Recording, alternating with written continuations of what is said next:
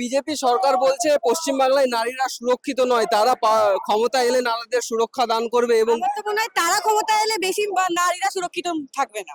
এখন যা যা আছে তাও সেফ আছে, তখন ওরা এলে আর থাকবে না। কেন এরকম মনে হচ্ছে কেন? যারা আগে থেকেই বলতে পারে যে পশ্চিমবঙ্গ এলে আমরা মাছ মাংস খাওয়া বন্ধ করিয়ে দেবো, এই করে দেবো, সেই করিয়ে দেবো, বাঙালিদের একটা ইমোশন ওটা।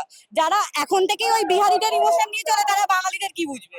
অনেক বিজেপি বিহারি নেতাদের দেখছে হাতে মাছ নিয়ে ঘুরে বেড়াচ্ছে, বিশ্বাস হচ্ছে না তাতেও? তাদের মেন যে কর্মকর্তা সেই বলছে করবে, তার কথাটাই তো সবাই চলবে। তো সে ক্ষমতা এলে তার কথা মতোই সবাই চলবে, বাকিদের কথাই থোড়ি না চলবে। যুবক যুবতীদের চাকরি দেবে বলছে, যেটা পশ্চিমবাংলায় বিরোধীরা সবসময় দেবে বলেছে, দিয়েছে কি? দেবে বলেছে, ক্ষমতা এলে দেবে বলেছে। ও ক্ষমতা এলেও কি না এলেও কি, যে করার হবে সে ক্ষমতায় না এসেও করবে। যে করার হবে তার কিছু করার জন্য ক্ষমতায় আসতে লাগে না। এই যে লক্ষ্মীর ভান্ডার যেটা 1,500 করে আছে, সেটা 3,000 দেবে, 3,000 চাইছো না?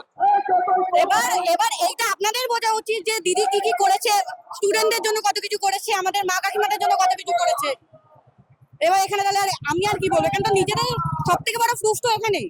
এই যে নারী সুরক্ষা, এই প্রসঙ্গটা বারবার উঠছে বা বারবার তোলা হয়, অভয়া থেকে শুরু করে কসবা থেকে শুরু করে, সেই জায়গা থেকে কি সত্যি সুরক্ষিত আছো, না কয়েকটা বিচ্ছিন্ন ঘটনা তুলে এরকম আলোচনা করো? ভেতরের কথা তো আমি আপনি কেউই জানি না, শুধুমাত্র তারাই বলতে পারবে। তো সেই জায়গায় আমাদের বলার কোনো রাইটস নেই, যে জানে সেই বলতে পারবে এই বিষয়ে।